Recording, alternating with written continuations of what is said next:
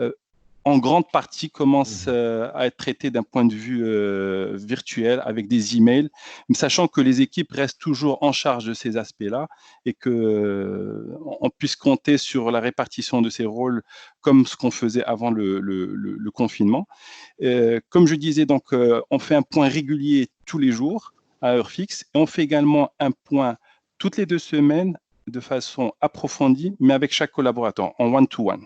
Donc, en plus de one-to-one qu'on a peut-être plusieurs fois par jour au besoin, on a un one-to-one tous les 2 semaines à peu près pour pouvoir entrer dans le détail de certains dossiers, certains chantiers, pour pouvoir vraiment faire avancer certains dossiers bloqués éventuellement. Donc voilà un petit peu comment on a vu ce télétravail à distance et comment on a vu la gestion de l'équipe à distance. Moi, le terme piloter ne me plaît pas trop. C'est plutôt une gestion commune en télétravail, dans la mesure où je ne suis pas le seul sur le bateau ou dans l'avion. Et même si on a besoin d'un pilote pour piloter, nous avons également besoin de copilotes pour aider. Voilà. Très bien. Oui, ce que vous dites, en fait, rejoint un petit peu ce qu'on observe, hein, nous, dans les directions juridiques chez Day One. En fait, on a noté que certaines directions juridiques et celles qui sont de taille plus importante, en fonction de leur niveau de sophistication, si elles ont des outils digitaux, ont adopté un management peut-être il y a finalement moins de réunions avec les collaborateurs au quotidien, puisqu'on n'est plus en open space, on n'est en tout cas pas aussi accessible. Hein. Donc, il y a moins de réunions et en tout cas moins de réunions one-to-one et plus de points réguliers. Donc, en fait, voilà, on va faire un point hebdomadaire ou, dans ton cas, Saad, un point quotidien. Donc, c'est des points qui sont plus espacés et on a en revanche plus de sollicitations clients. Et d'ailleurs, ça joue un peu un rôle de vase communicant. Si on est mobilisé sur les sollicitations clients et très mobilisé sur les sollicitations clients, on a un peu moins de temps pour l'équipe. Et donc, le fait d'être en mode un peu plus point planifié une fois par jour, dans le cas de Saad, une fois par semaine, dans le cas d'une direction un peu plus importante et avec les managers, implique qu'il va y avoir plus de planification et plus de reporting. En fait, c'est vraiment ça qu'on observe, c'est qu'aujourd'hui, dans le mode de gestion aujourd'hui des réunions au sein des équipes fait que on a une vision un peu plus longue, et même avec les clients d'ailleurs, on a une vision un peu plus long terme de l'activité. C'est-à-dire qu'on sait quels sont les sujets à une semaine. Avant, on ne le savait même pas, on était sollicité et directement la personne passe dans votre bureau. Donc, ça donne un peu plus de visibilité. Ça permet une planification qui était attendue finalement et qui était un souhait des clients internes, mais surtout des directions juridiques, hein, pouvoir voir plus clair et voir plus loin. Donc, il y a aujourd'hui un enjeu de planification et un enjeu de reporting qui est lié à cette période actuelle.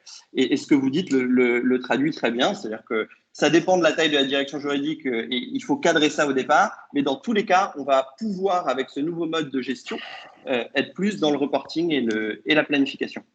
Alors, il y a un deuxième aspect qu'on voulait aborder aujourd'hui dans cette optimisation d'efficience, hein, qui est notre sujet, c'est comment optimiser les coûts. Finalement, d'ailleurs, l'efficience, c'est juste un joli mot pour parler des coûts parfois. Hein. Comment est-ce qu'on optimise l'efficience? On a dit tout à l'heure que j'ai dit à l'instant d'ailleurs qu'il y avait de plus en plus de sollicitations clients. On l'a vu sur les aspects de droits sociaux, poursuite des relations commerciales, contrats, force majeure, etc. Et demain, sur beaucoup de sujets stratégiques aussi, parce qu'il va falloir relancer la machine. Donc, comment est-ce qu'on peut faire plus tout en n'augmentant probablement pas les ressources dans cette période et voire en les diminuant? J'ai retenu, Jean-Luc, quand on a préparé, que vous étiez déjà, vous, dans cette démarche avant même la crise d'optimisation des coûts. Donc, quel conseil tu pourrais donner à un directeur juridique sur la meilleure manière d'optimiser les coûts au sein d'une direction juridique? Oui, effectivement. On était dans une démarche de réduction de coûts déjà avec un plan qui s'appelait le Métamorphose. Donc, on métamorphosait un peu la façon dont on dépensait les OPEX. Donc, c'était réduction des frais de mission, frais de voyage, vérifier au mieux les formations, ne pas aller à 3 à des séminaires à l'étranger, mais une seule personne, etc. Enfin, des choses tout à fait logiques et normales. Je dirais que le télétravail nous a forcé également à réduire les déplacements, puisque de fait, on ne pouvait plus se déplacer. Et comme moi, je gère le budget, enfin, au sein de la direction, mais j'imagine que ça aide aussi, bah, c'était des dépenses en moins au niveau, ne serait-ce que essence, taxi, etc., qui venaient en moins dans mon budget. Donc, le télétravail a généré automatiquement une optimisation des coûts et donc des ressources. Donc, le télétravail, pour ça, moi, je le vois vraiment comme un avantage décisif, c'est que réduction des coûts, mais par l'effet même du télétravail, puisqu'on ne se déplace plus, donc il n'y a plus de tous ces frais annexes, et également gain de temps, puisque la personne qui mettait, bon, vous savez, chez nous, en Côte d'Ivoire, il y a des embouteillages, je ne connais pas très bien Casablanca, mais pour aller d'un point A à un point B, il faut 1 heure en voiture, même si c'est 5 ou 6 kilomètres, donc c'est extrêmement embouteillé. Donc, c'est pire que Casa. Hein. C'est pire que Casa. Connaître les deux, ouais. Tu vois. Et donc, c'est très compliqué, avec en plus un taux de sinistralité de véhicules élevé. Là encore, notre sinistralité assurance, elle a chuté, puisque évidemment, les gens prennent moins leurs véhicules, donc ont moins de chances de les percuter. Nous, on a une flotte auto qui est quand même assez importante. Dès qu'on est manager, on a un véhicule alors qui n'est pas payé par la société, mais en revanche, les assurances sont prises en charge par la société. Donc, vous imaginez que quand il y a beaucoup moins d'accidents, bah, ça nous fait descendre notre sinistralité. Donc, l'optimisation des coûts, je dirais, avec le télétravail, elle a été extrêmement naturelle. Après, sur la durée du trajet, oui, je le disais tout à l'heure, au lieu d'avoir 1h30 pour venir le matin, ben, voilà, on se lève, on prend sa douche et puis après, on commence à travailler pratiquement tout de suite après le petit déjeuner, alors qu'il y en a certains qui venaient en transport collectif et qui mettaient 1h, 1h30 le matin, 1h, 1h30 le soir pour rentrer. Donc, c'est 3 heures de gagner. Et donc, ça, c'est vraiment des coûts d'efficience et d'efficacité. Après, il y a ce qu'on faisait déjà au sein de la direction juridique d'Orange, c'est-à-dire que nous, on a adopté, dans le cadre de ce plan de réduction des coûts, une stratégie qui était une stratégie non agressive. Parce que ce qu'on a remarqué, c'était que les honoraires d'avocats, c'était le poste budgétaire qui coûtait vraiment le plus cher. Donc, on a essayé d'éviter de faire des contentieux inutiles et au contraire de les résoudre de manière transactionnelle assez rapidement. Donc ça, c'était vraiment une stratégie qui a été gagnante puisqu'on s'est rendu compte que en résolvant les litiges à l'origine et plutôt via le service client, on arrivait à réduire significativement les honoraires d'avocats. En plus de ça, ça mobilise moins de juristes qui bossent sur des contentieux. Et encore une fois, comme on dit toujours, il vaut mieux une mauvaise transaction qu'un bon procès. C'est vraiment, vraiment vérifié, là encore. Après, et je t'en avais parlé, ça t'avait fait sourire, mais c'est notre ratio coût et temps passé sur risque du dossier. On estime que s'il y a un risque absolument minime sur un dossier, mais que limiter ce risque ou le travailler va nous faire passer X heures dessus, on va prendre le risque. C'est-à-dire que si on se dit il faut prendre un cabinet d'avocat, il faut faire une étude, etc., on va passer 10 heures à faire une note juridique, à l'analyser, mais finalement pour un résultat qui est assez pauvre parce que le risque de toute façon il est minime, eh bien, on va éviter tous ces coûts et on va éviter toutes ces heures passées sur le dossier. Et le dernier pilier de l'optimisation des coûts, et c'est vraiment le plus important, c'est évidemment la digitalisation. Et là, il n'y a pas de secret. On est rentré. Nous, on était en plus entreprise de telco vraiment impliquée là-dedans, mais vraiment, on est rentré de plein pied dedans. Et par exemple, tous les documents qui étaient internes, mais je rejoins également ce que disait Saad, tout ce qui était notes de service, transmission de documents qui se faisaient physiquement avant. Même, il y avait des contrats qu'on faisait signer à l'intérieur même du groupe Orange Côte d'Ivoire, et c'était des coursiers ou c'était des DHL, etc. Là, on se contente d'une seule copie signé en PDF et scanné et envoyé par scan, en sachant là encore, discussion avec le président du tribunal de commerce de Côte d'Ivoire, d'Abidjan, quand on lui a demandé mais est-ce que vraiment dans les dossiers vous avez besoin de la alors peut-être les situations sont différentes par pays, mais en tous les cas, là on est avec un droit qui est très similaire à celui de la France, donc avec des mêmes principes. Donc en matière commerciale, la preuve est libre, donc on peut prouver par tout moyen. Donc un échange de mails avec un contrat en PDF signé vaut preuves suffisantes devant les tribunaux. Et le président du tribunal de commerce nous a conforté là-dedans en disant qu'il n'exigeait pratiquement jamais sur les dossiers des documents originaux avec le tampon, d'ailleurs qui n'a aucune valeur, et la signature physique avec une encre de couleur bleue. Donc là-dessus encore, on a énormément appris, et ça nous pousse à envisager maintenant des solutions type DocuSign ou avec un tiers certificateur comme il y a en Côte d'Ivoire pour essayer de proposer ça déjà sur le marché entreprise pour gagner un peu de temps. Mais vraiment, la digitalisation a vraiment marqué les esprits dans cette période, et je pense que ça va les marquer pour longtemps.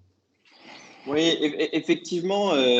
Alors sur la digitalisation, troisième volet, on y reviendra dans le troisième volet sur la collaboration plus efficiente, avec quels outils on peut collaborer de manière plus efficiente. Donc, effectivement, tu nous as déjà fait un focus là-dessus, et ça aide à pas mal d'enseignements à nous donner aussi. Aujourd'hui, je rebondis sur le point que tu signalais tout à l'heure, et tu disais que ça me faisait sourire hier, mais ça me faisait sourire au sens positif du terme. C'est que aujourd'hui, c'est une vraie tendance, la priorisation par les risques, et effectivement de choisir son contentieux en fonction évidemment du ratio coût et risque pour l'entreprise. C'est aujourd'hui une démarche très importante et qui se développe de plus en plus dans les entreprises, passer du contentieux subi finalement au contentieux choisi en fonction d'une analyse des risques financiers, impact image aussi, parce que c'est pas forcément uniquement le risque financier qui va t'inciter pour ce dossier à aller au contentieux plutôt que traiter à l'amiable.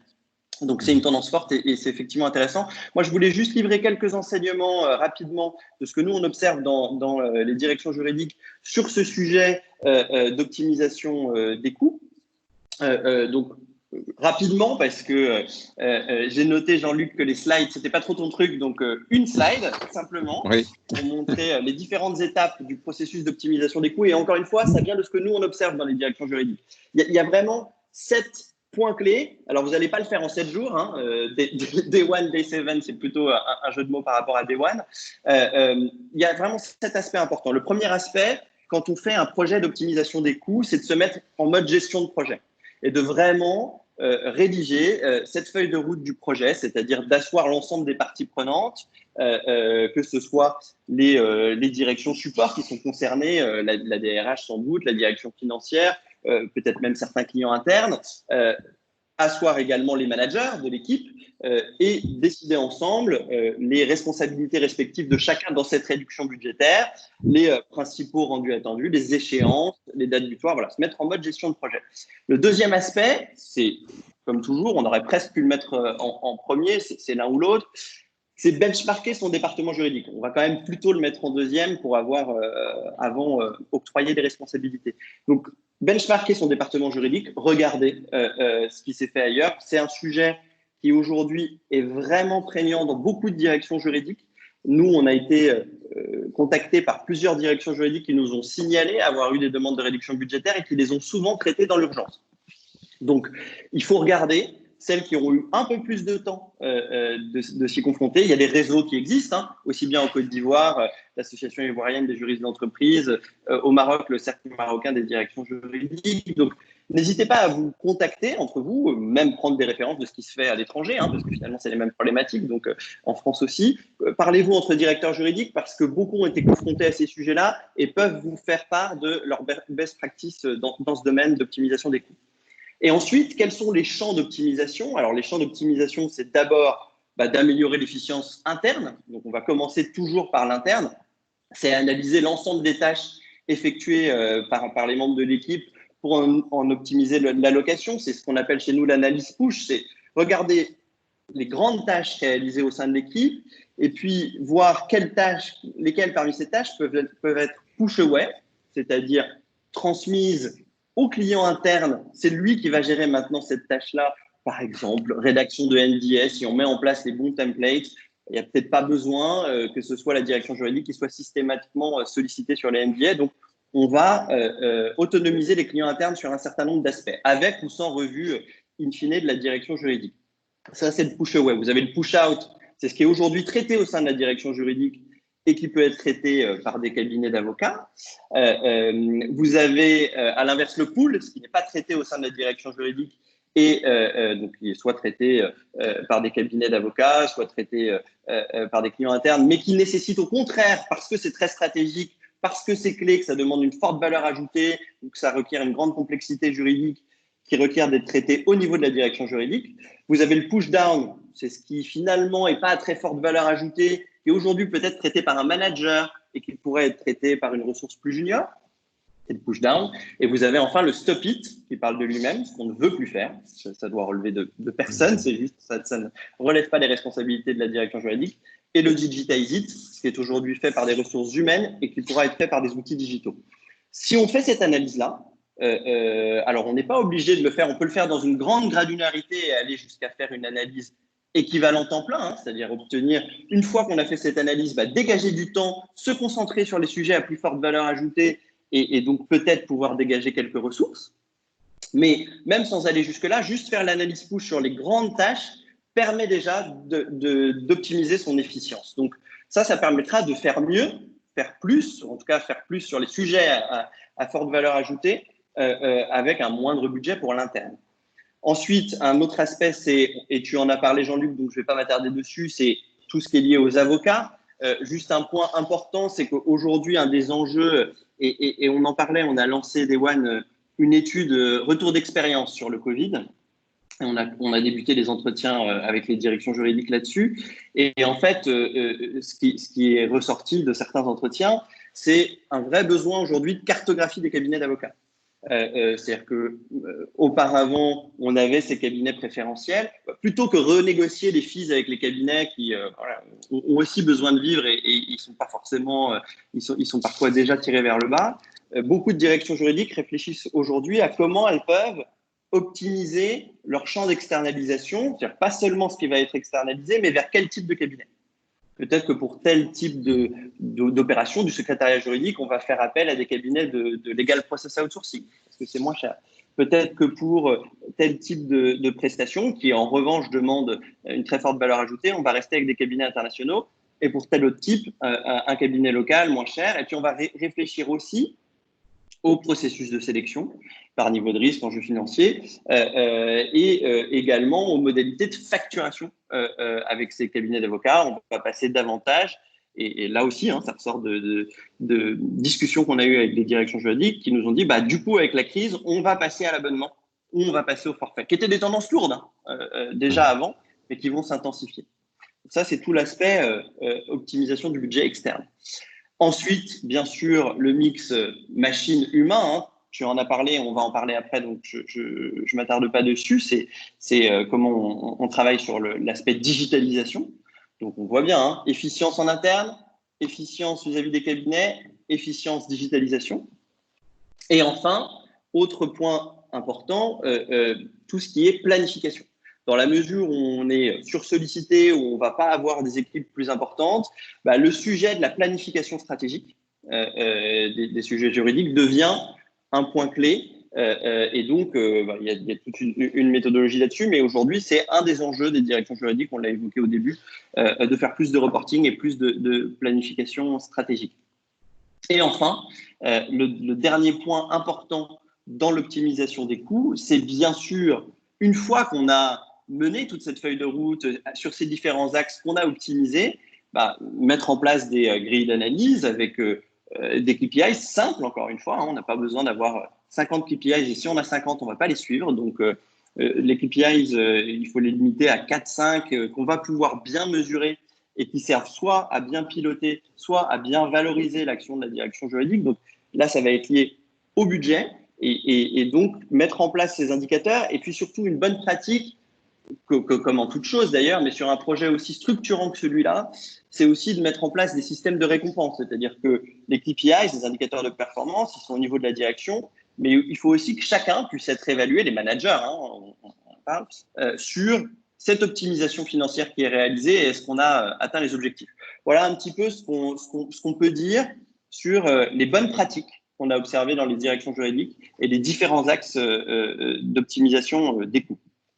Sur l'aspect digital que j'ai volontairement un peu mis de côté, Saad, tu m'évoquais hier que vous, alors on est sur ce troisième volet que j'annonçais au début sur la collaboration efficiente. Comment on assure une collaboration efficiente, avec quels outils au sein de l'équipe et avec les clients internes. J'ai retenu, Jean-Luc, que notamment vous réfléchissiez à DocuSign, qu'il y avait des projets là-dessus. Est-ce que, Saad, vous avez aussi une réflexion aujourd'hui sur la digitalisation, sur quel type d'outils, comment vous entreprenez à envisager cette transformation digitale? En fait, c'est une réflexion qui a été poussée un peu plus en cette période de confinement et de retour au télétravail, et surtout avec la perspective que cette crise sanitaire risque de perdurer un petit peu. Donc, d'où la nécessité de trouver d'autres façons de travailler, d'autres alternatives. Donc, quand je disais que c'était une réflexion qui a été un peu plus poussée aujourd'hui, c'est qu'elle avait été entamée il y a pas mal de temps. Donc, pour pouvoir un petit peu prendre un virage numérique au sein du département juridique. Nous l'avons commencé à notre niveau, ça veut dire avec des outils relativement simples, basiques, comme le mentionnait un peu plus tôt Jean-Luc, à travers des outils comme Excel, à travers des outils comme des tableaux de bord de suivi. L'idée, c'était en fait de revenir un petit peu à ce que j'estime être le pourquoi un département juridique existe au sein d'une structure comme la nôtre, c'est de pouvoir apporter de la valeur ajoutée.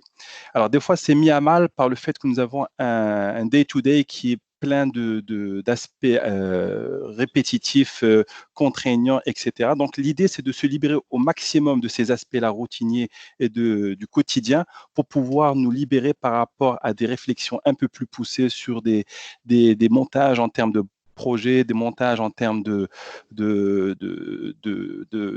politique ou bien de stratégie de défense dans des dossiers litigieux. Tu l'évoquais tout à l'heure, Jean-Luc, le budget avocat est un des plus gros budgets que nous avons également. Donc, ce qui fait qu'on aimerait bien le réduire. Et de quelle façon on pourrait le réduire? C'est en sollicitant moins les avocats. Et de quelle façon on peut moins solliciter les avocats? C'est, entre guillemets, en essayant d'anticiper un peu par rapport au travail qu'ils vont faire.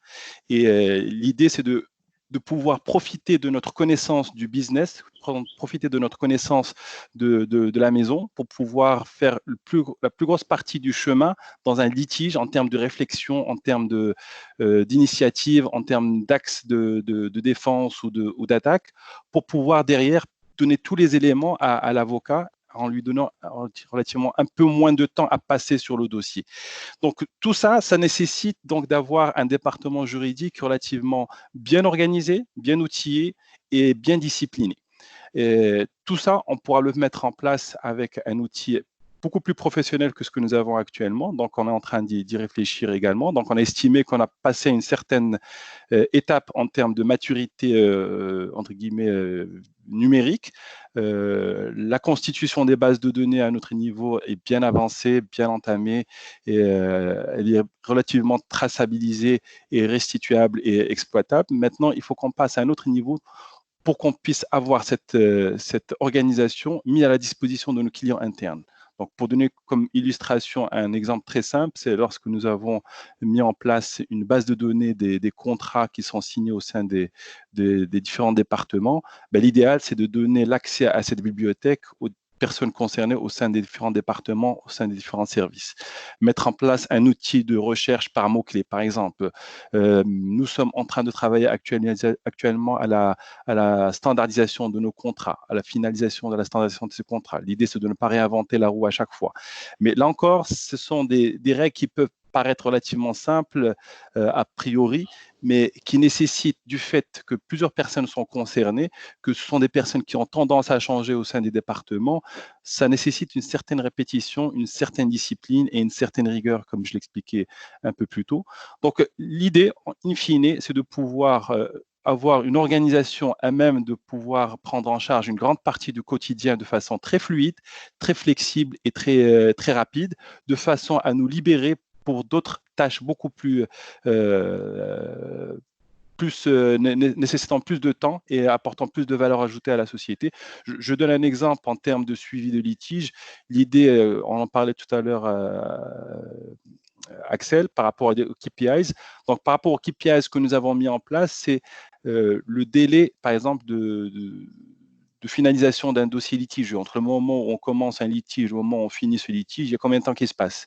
Pendant tout ce temps-là passé, est-ce qu'on aurait pu mettre à profit ce temps-là pour exploiter l'actif dont fait l'objet ce litige pour station-service, pour gagner de l'argent? Donc, c'est tous ces éléments-là qui pris ensemble nous donnent des orientations, des priorités et derrière, on souhaite améliorer ces KPIs grâce à ces outils que nous souhaitons mettre en place et qui ont déjà été mis en place et pouvoir nous libérer pour pouvoir réduire éventuellement les budgets des avocats. Voilà un petit peu, je ne suis pas rentré vraiment dans le détail comme on avait évoqué ça hier, Axel, mais voilà un petit peu notre approche, notre réflexion à date et notre orientation pour les mois à venir, d'autant plus que ça devrait nous aider à vivre différemment, à travailler différemment par rapport à cette situation sanitaire qui risque de se prolonger. Je vais rajouter un dernier point, c'est le projet de digitalisation de tout ce qui est suivi des contrats en termes de signature électronique notamment. Oui, ça c'est un projet qui est, bon, on le voit bien, hein, je pense qu'à chaque fois qu'on organise un webinaire ou qu'on parle avec des directions juridiques et ils nous disent les signatures, c'est en cours, où on l'a déjà mis en place. Donc voilà, c'est vraiment un sujet effectivement majeur de la période, en tout cas en Afrique, mais plus généralement également. Ça revient souvent. Juste, je rebondis sur un point que tu évoquais, Saad, sur tout ce qui était modélisation. Tu me disais que vous travaillez beaucoup, et on est au cœur de cette question de la collaboration efficiente avec les clients internes, hein, et aussi du push que j'évoquais tout à l'heure, hein, ça permet de les autonomiser. Comment est-ce que aujourd'hui vous faites cette modélisation? Est-ce que vous la faites avec des critères liés à la récurrence de ces contrats, au niveau de risque lié à ces contrats? Voilà, comment est-ce que vous décidez ce qui doit être modélisé, pas modélisé? Et est-ce que vous organisez un suivi de ça? Je crois que tu évoquais que vous aviez même des indicateurs de performance liés à ça. Je pense que ça, c'est intéressant aussi d'en parler. Absolument. En fait, l'idéal, c'est de modéliser tous les contrats que nous utilisons au sein de la société. Et ensuite, une fois qu'on a fait cet inventaire, on essaye d'avoir plusieurs chantiers parallèles. Le premier chantier qui a été, entre guillemets, évacué, c'est les chantiers des contrats les plus basiques. Donc ça, à la rigueur, au lieu de chaque fois refaire le travail d'analyse du contrat, on a mis en place un modèle de contrat avec le département concerné. On s'est assuré que ce modèle de contrat ait bien été et bien identifiable, bien identifié, et que dès qu'on reçoit le document pour une lecture ou bien pour le soumettre à la signature, ben, c'est bien celui que nous avons établi. Cette modélisation se fait en collaboration bien sûr avec les départements concernés, puisque c'est leur besoin qui est exprimé dans ce contrat-là. Et à chaque changement ou à chaque ajustement, on s'assure de mettre en place une nouvelle version de ce modèle de contrat. Mais le plus important, c'est vraiment de diffuser l'information au sein des départements concernés. Parce que comme j'ai expliqué tout à l'heure, le fait que nous avons des personnes qui changent, des personnes dont ce n'est pas le métier, les aspects juridiques, pour qui le contrat n'est relativement qu'une étape administrative, ils sont focus sur le business, ce qui est normal parce que nous sommes une société commerciale à la base, mais c'est à nous, en tant que juristes et en tant que département juridique, de veiller à ce que ces aspects-là soient respectés. Et donc, il n'y a pas de souci à ce que nous jouions un jeu à partir du moment où on a établi les règles et que tout le monde respecte ces règles-là. Donc, en termes de prioritisation, il n'y a pas eu de prioritisation particulière, si ce n'est de faciliter les contrats qui reviennent souvent. Donc, c'est le contrat d'achat, approvisionnement, les contrats commerciaux pour certains types de clients. Et nous continuons à travailler sur la modélisation de ces contrats parce que, en fait, les contrats, c'est un processus de perfectionnement continu. On n'a pas un contrat parfait dès le départ, on ne l'aura jamais. Donc, on s'adapte par rapport aux situations qui évoluent, par rapport à des situations avec les clients, par rapport à des litiges qu'on peut avoir. Donc, on se rend compte que c'est un mouvement permanent de perfectionnement. Mais toujours est-il qu'il faut avoir une approche de modélisation pour être structuré. Tout à l'heure, Jean-Luc disait qu'on n'est pas là pour réinventer la roue à chaque fois.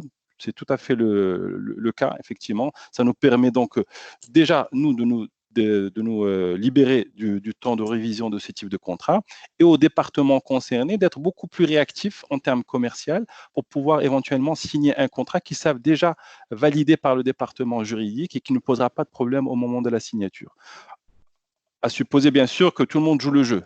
Des fois, on a l'impression que lorsqu'on change un petit mot ou une petite phrase dans un contrat, c'est pas grand-chose, mais ça peut changer l'orientation de ce contrat-là. Donc, d'où notre rôle de être toujours dans la sensibilisation, dans la répétition. Donc, je suis un apte du proverbe qui dit l'enseignement, c'est l'art de la répétition.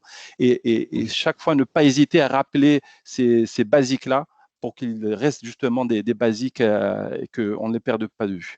Par rapport à la digitalisation en tant que telle, donc le fait qu'on mette en place des modèles de contrats standards doit être accompagné d'une procédure qui est connue par toutes les personnes concernées, que ce soit au niveau du département juridique, au niveau des départements qui utilisent ce processus-là pour signer les contrats, et que tout le monde joue le jeu. Donc là encore, nous avons mis en place une procédure de validation des contrats avec différents documents à présenter.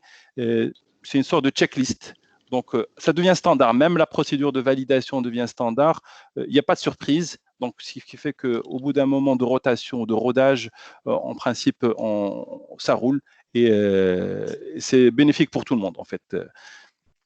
Ouais. Alors, justement, là-dessus, sur cette problématique de signature et de validation des contrats, hein, au-delà du périmètre et de la modélisation et du périmètre de saisine de la direction juridique sur les contrats, tout ce process interne, signature, validation, est-ce qu'il est impacté par la crise aujourd'hui chez Orange? Ça, tu nous en as un petit peu parlé et vous avez déjà travaillé sur une procédure. Chez Orange, est-ce qu'il y a eu un impact de la crise sur ce process de validation en interne des contrats? Est-ce que voilà, ça a eu un impact? Je suppose que du coup, on a dû beaucoup plus digitaliser tout ça.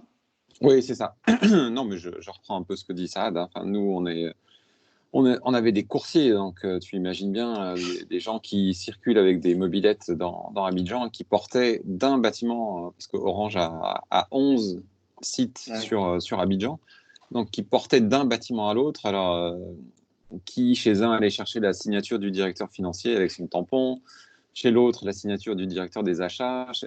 Donc tu vois, c'était un coursier avec sa mobylette et qui allait porter l'exemplaire physique. Évidemment, c'était un peu le Moyen-Âge, donc ça, on a complètement arrêté ce système avec la digitalisation. C'est-à-dire que maintenant, on se contente de contrats, comme j'ai dit tout à l'heure, avec une prise de risque, hein, parce que c'est, encore une fois, tout repose sur un principe de preuve commerciale. Mais nous, on estime que, en tous les cas, avec les clients entreprises, il y a très peu de risques. Donc, selon le principe que j'ai développé tout à l'heure, dès lors que le client accepte que le contrat soit signé uniquement par un échange de PDF signé, et que ce soit archivé, et que ça vaille, ça a la même valeur qu'un contrat signé papier, eh bien nous, on l'a mis en place, en sachant toutefois que ce n'est pas une signature électronique au sens de la loi ivoirienne. Parce que la signature électronique, c'est comme un peu partout, il faut qu'il y ait un tiers certificateur, etc. Donc, mais on a mis en place ce système qui permet, en tous les cas, en matière commerciale, d'avoir des contrats signés et très rapidement. Et évidemment, on ne fait pas ça sur des contrats d'une immense valeur, mais tout ce qui est NDA ou petits contrats au renouvellement, etc., on se contente largement de ça. Donc là encore, on a été plutôt pragmatique dans cette approche. Très bien. On va peut-être ouvrir un petit peu aux questions, parce que je voulais profiter du fait qu'on soit pas très nombreux pour que chacun puisse interagir et poser des questions. Est-ce que certains parmi vous ont des points qu'ils aimeraient souligner?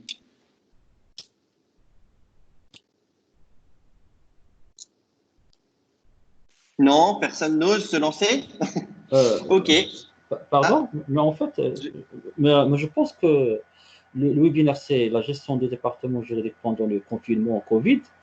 Mais je pense qu'au-delà de la période Covid, je pense que cette période nous a permis de revoir la méthode de travail. Peut-être que c'est la méthode de travail pour le département juridique de demain qui nous est déjà accessible aujourd'hui.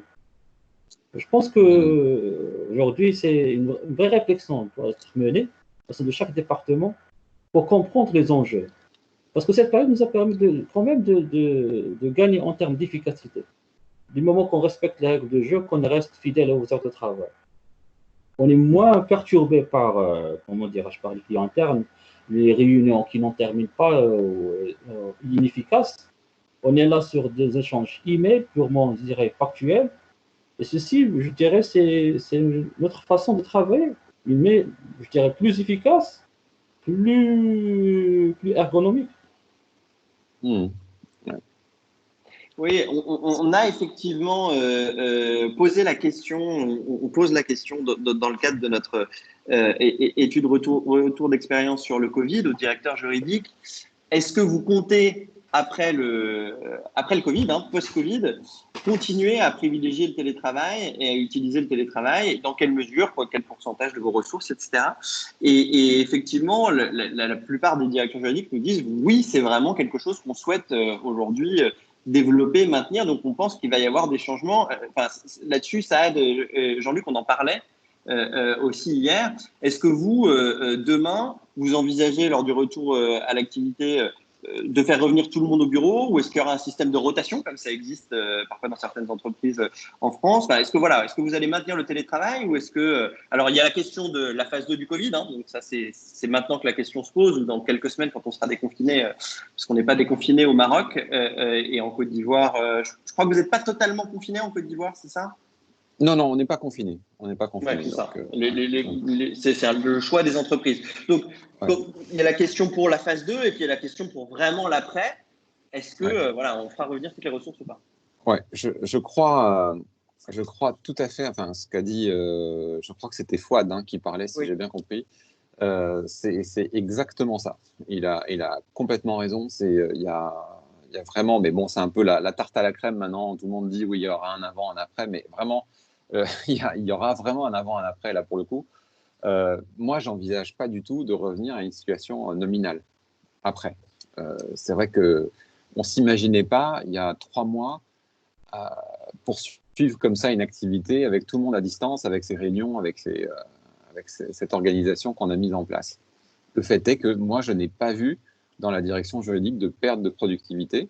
J'ai vu plutôt des gens contents, même si on a fait certains aménagements, télétravail, on a mis un certain nombre de personnes en congé, celles qui, pour ne pas qu'à la reprise, il y ait des congés en masse qui soient pris. Mais en tous les cas, avant, après, c'est clair que moi, je vais proposer aux personnes chez moi de faire 3 jours de télétravail obligatoire pratiquement par semaine. Je pense que c'est vraiment la décision qui se profile maintenant. Du reste, les entreprises aussi devront intégrer ça. Après, si on raisonne de manière plus globale, pourquoi avoir un siège social avec tous les frais que ça implique si un certain nombre de personnes, alors pas tous les postes sont télétravaillables, mais en tous les cas, tous ceux qui le sont et qui ont une bonne efficacité, pourquoi avoir des sièges sociaux énormes? Pourquoi habiter en centre-ville? Pourquoi? Enfin, il y a tout un tas de questions, même d'ordre philosophique, qui vont se poser, je pense, maintenant. C'est pourquoi est-ce que tout le monde doit être regroupé au même endroit, au même moment, puisque l'efficience, l'efficacité du télétravail a été démontrée largement pour moi. Ça fait quand même 2 mois qu'on est en télétravail en Côte d'Ivoire et je n'ai pas vu de baisse d'efficacité. Donc, très clairement, pour moi, ça va changer. Ça aide? Alors, malheureusement, comme on n'a aucune visibilité sur le fameux après, parce que pour moi, le après, c'est après un vaccin ou après un traitement médical efficace. Donc, c'est sûr que la situation actuelle va perdurer un petit peu dans le temps et que donc la norme ou notre référentiel va changer et qu'il faudra qu'on s'adapte par rapport à cette nouvelle façon de vivre avec ce virus, à savoir limiter l'exposition des personnes à une contamination. Et donc, le télétravail est une option très, très sérieuse, d'autant plus si elle est appliquée avec rigueur, avec discipline et dans la confiance. Donc, c'est l'idéal pour travailler et continuer à être en sécurité. Donc, nous, en tant que société, on met la sécurité de nos collaborateurs, de nos collègues en priorité. Donc, on devrait s'orienter vers ce type d'approche pour les mois à venir, sachant qu'avec ces mois à venir, peut-être que notre référentiel va vraiment changer, notre normalité va complètement changer, comme disait Jean-Luc, et peut-être que demain, peut-être on commencera à recruter des gens en mettant dans leur contrat de travail, télétravail obligatoire pendant 2 jours. Donc oui, effectivement, nous aussi de notre côté, on y réfléchit sérieusement et confinement ou déconfinement, quel qu'il soit au niveau du gouvernement, on prendra les mesures appropriées pour protéger nos collaborateurs. Que ce soit au niveau du département juridique, au sein de la société en tant que telle, parce qu'on se croise, on échange, etc. etc. Donc, il y va de la sécurité de tout le monde. Oui, c'est effectivement ce que tu disais, c'est le post-Covid. C'est pas pour tout de suite. C'est pour ça aussi qu'on a intitulé ce webinaire phase 2 du Covid, parce qu'on pense que c'est une phase qui va durer longtemps et effectivement sans doute jusqu'au vaccin. Alors, ce qui ne veut pas dire qu'on restera confiné, hein, donc il y aura des décisions qui seront prises dans l'intervalle importantes, y compris sur l'organisation des équipes, sur les modes de collaboration. Mais effectivement, le retour à la normale, on ne sait pas s'il existera, il ne sera sans doute pas comme avant. Donc, ce ne sera pas un retour à avant. Ce sera un retour à la normale, mais pas à avant. Donc, voilà, tout ça va évoluer, mais dans la phase intermédiaire, en tout cas, il y aura toujours une utilisation visiblement du télétravail et sans doute à l'avenir. Est-ce que vous auriez sur ce… Voilà, je pense qu'on arrive au bout de notre webinaire. Est-ce que vous avez un mot de la fin, peut-être, que vous voudriez partager avec nous? Monsieur Axel. Oui, on a encore le temps pour une question. Okay. Pas de souci. Merci pour les intervenants. C'est Marie Chouaib de Vivo Énergie Maroc. Ce que je veux dire, c'est que le digital devient nous vivons dans une révolution technologique. C'est-à-dire que c'est ce qui nous conduit à emprunter la voie du digital. Et le Covid a un effet accélérateur, ce n'est pas un effet déclencheur, comme on dit en responsabilité civile. C'est-à-dire un effet accélérateur d'emprunter le digital. Mais pour emprunter cette voie, je crois on doit parler sur quelques éléments. Le premier élément que l'exception va devenir la règle, c'est-à-dire le télétravail dans l'avenir devient la règle. Mais ce que nous devons dire, c'est que il y a un élément interne de la société, c'est-à-dire que dans tous les clients internes de la société doivent adopter cette culture. Et la deuxième chose, c'est l'environnement externe. On parle de l'avis du président du tribunal de commerce d'Abidjan, mais au Maroc, quand j'ai consulté le web de la Cour de cassation, cassation marocaine, je ne trouve aucun avis sur le télétravail, sur sur la signature électronique Et la troisième chose, c'est chaque société doit adopter une plateforme informatique très forte. Merci. Alors sur le deuxième volet, merci beaucoup, Chouaib.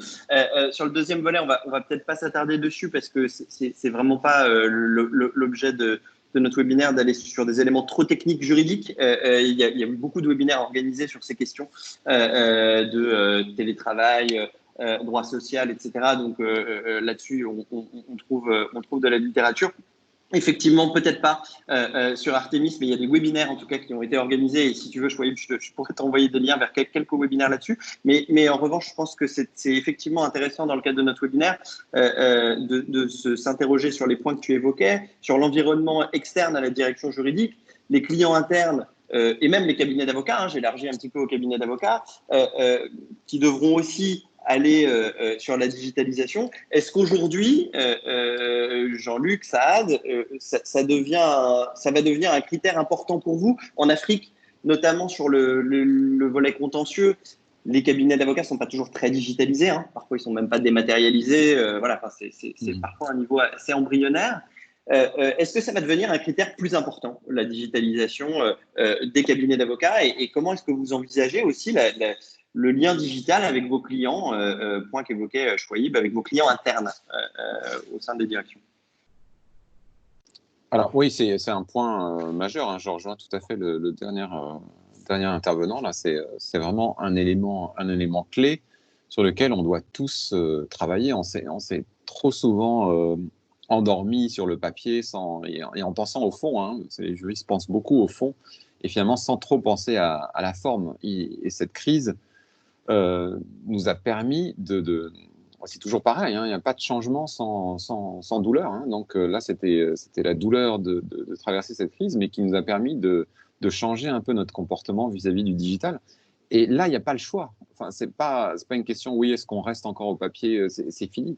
Il n'y a pas vraiment le choix.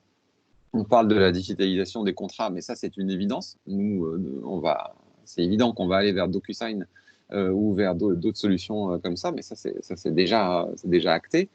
On n'a pas parlé de la digitalisation de la gouvernance des sociétés, mais nous, on a déjà intégré les conseils d'administration digitaux avec la mise en ligne sur un cloud sécurisé où tu dois connaître Accel et peut-être ça de Boardnox, qui est un système développé par ODrive, donc où tous les administrateurs sont notifiés par une plateforme dans le cloud, etc. Donc tout ça, c'est déjà en place et ça fonctionne très, très bien. Donc il nous reste effectivement l'aspect contentieux. Les avocats sont effectivement à convaincre. C'est vraiment la prochaine étape, mais les avocats, les notaires également. Mais ça, tu dois embarquer également tout l'aspect de l'administration. Il faut que l'administration s'y mette également. Or, on sait bien que c'est la population la plus résistante dans le changement. Parce que, voilà, c'est pourquoi changer alors que, voilà, ça fonctionne. Et je ne dis pas ça fonctionne bien. Pour l'administration, ça fonctionne. Pourquoi changer? Parce que nous aussi, on leur dit ça fonctionnera mieux, vous serez plus efficient. L'efficience pour une administration, ce n'est pas des mots qui vont généralement de soi. Pour eux, c'est pourquoi être plus efficient? Pour une entreprise, c'est évident, parce qu'on a une marge, on a notre chiffre d'affaires, on a des actionnaires qui nous poussent à être plus efficients. Pour une administration, ce n'est pas totalement évident. J'en veux pour preuve que notre régulateur des télécoms, qui normalement est le fer de lance de la digitalisation dans le pays, en tous les cas en Côte d'Ivoire, exige d'Orange Côte d'Ivoire, quand on lui adresse une communication, qu'elle soit envoyée sur papier avec une signature écrite à l'encre bleue et un tampon, un cachet commercial. Donc, vous voyez qu'on est loin quand même, alors que c'est normalement la première administration qui devrait être la plus digitale. Donc, on en est encore très loin. Mais je pense que le point de blocage, ce n'est pas tant les avocats ou les notaires, mais plutôt l'administration. Je suis du même avis, mais pour moi, j'estime que c'est juste une question de temps avant que les avocats ne se mettent à la digitalisation. Et cette notion de temps, elle va être accélérée par l'administration elle-même, parce qu'on a vu qu'aujourd'hui, cette situation de crise sanitaire, elle est du fait des décisions prises par le gouvernement, donc par l'administration en place, et que donc elle en est la première impactée. Donc demain, surtout si ce après-Covid dure, il est normal que l'administration cherche à dématérialiser elle-même son organisation et que donc elle en impacte ses administrés ou les personnes qui utilisent ces services. Et les avocats sont en première ligne dans ce type d'approche et ils en seront les premiers bénéficiaires. Donc je prends l'exemple d'un avocat qui est basé dans une ville. Lorsqu'il est dans un processus d'appel et qui doit aller dans une autre ville parce qu'on n'a pas des cours d'appel dans toutes les villes, ça lui fait des déplacements, ça lui fait éventuellement un correspondant sur place pour aller déposer le document parce qu'on nous demande toujours de déposer physiquement le document auprès de bureau d'ordre du tribunal. Si demain, il peut envoyer un email et que ça a le même effet, ça lui fait économiser du temps, de l'argent, il sera le premier à le prendre, cette option-là. Ça fera peut-être du travail en moins pour les avocats qui seront dans l'autre ville de la cour d'appel, mais avec l'effet général, ça devrait permettre de gagner en efficacité. Et tout le monde y serait gagnant.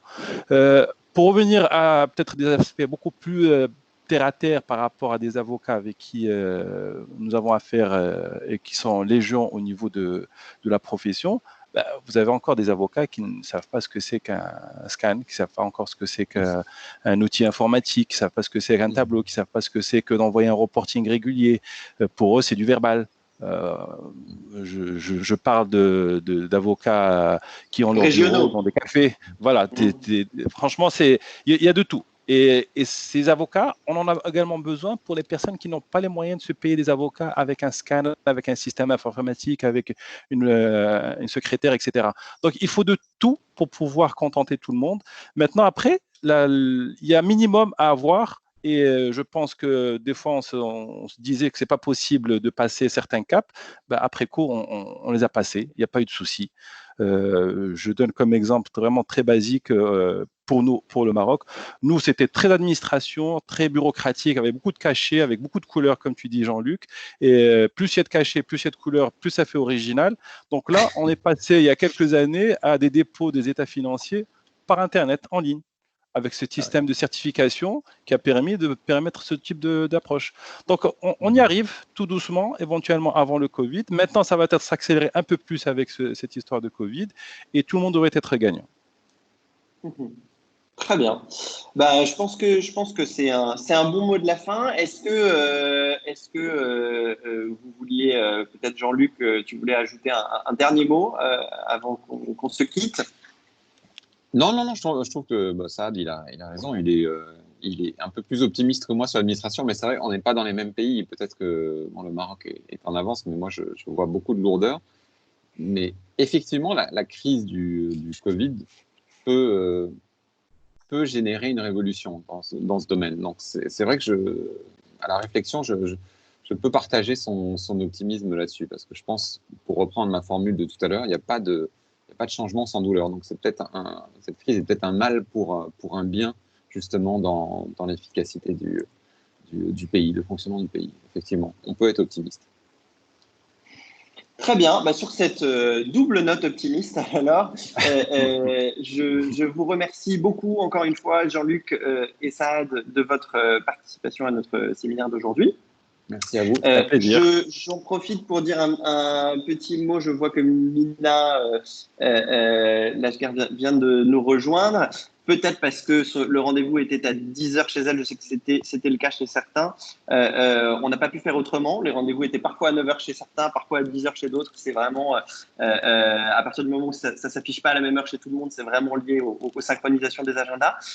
Mais tout ça sera disponible sur enregistrement. Donc, il sera possible, Mina, d'accéder à la présentation et aux propos des intervenants. Merci encore. Bonne journée à vous et puis à bientôt pour un autre. Bonne journée. À la prochaine. Merci. Merci, au revoir. Au revoir. Au revoir. Au revoir.